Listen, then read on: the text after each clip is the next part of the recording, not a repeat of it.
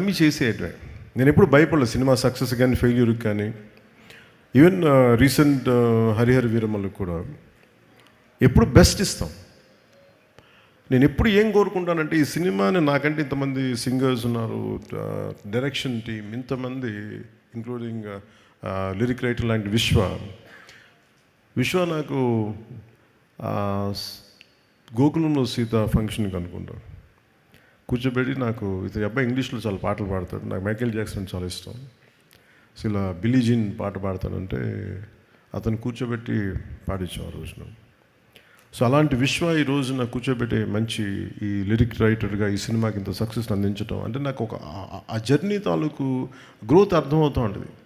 అంటే ఎక్కడో ప్రారంభమై మనందరం చిన్నగా ప్రారంభమై ఒక 2 decades తర్వాత హౌ డు వి ఎక్స్పాండ్, ఆ గ్రోత్ నాకు చాలా ఆనందాన్ని ఇచ్చింది. అలాగే ఈ సినిమాకి సంబంధించి నాకు మొన్న చెప్పాను, నాకు team work is the key for any success.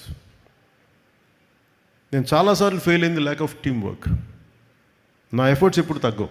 నా ఎఫర్ట్స్ ఈ సినిమాకి ఎంత పెట్టిన అన్ని సినిమాలకి ఇంత పెట్టి ఒక ఇంచు కూడా, ఇన్ఫ్యాక్ట్ చెప్పాలని నాకు అంత బరువు ఇవ్వలేదు సుజిత్ ఈ సినిమా మేకింగ్లో. మిగతా సినిమాలు చేసేటప్పుడు టన్నుల బరువు మీద వేసుకుని అంత పని చేసామండి. రిజల్ట్ అంటే మొత్తం ఒక టన్ను తవ్వితే పిసరంత రిజల్ట్ కనిపించేది. అలాంటి ఈ సినిమా సక్సెస్ సుజిత్ ఎక్కడో ఒక కాన్సెప్ట్ స్టార్ట్ చేసి, ఒక విజువల్ స్టార్ట్ చేసి, ఒక చిన్నపాటి విజువల్తో స్టార్ట్ చేసిన కథ ఎంతమంది చేరారు ఈరోజు మనందరికీ తెలుస్తుంది. స్టేజ్ మీదకి ఎంతమంది ఆర్ట్ డైరెక్షన్ డిపార్ట్మెంట్ నిద్రాహారాలు మానేసి. అలాగే తమన్ అంటే brilliant piece of work. Thaman నాకు ఎలా తెలుసు అంటే,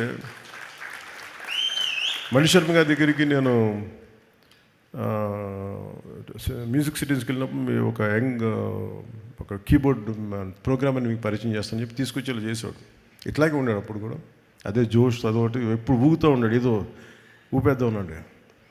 సో నాకు కూర్చోబెట్టి ఇప్పుడు ఆ గుడుంబ శంకర్లో ర్యాప్ సాంగ్ ఒకటి ఉంటుంది, అది కూర్చోబెట్టి గంగయ్యమన్ గారి అబ్బాయి చేత పాడించి, సో అంటే నాకు ఆ రోజు నుంచి దాని ఇండివిజువల్ మ్యూజిక్ డైరెక్టర్ అయ్యి and phenomenal music. But Thaman has done is magical job.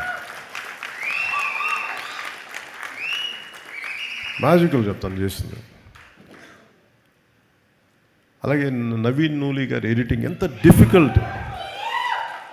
Difficult editing అంటే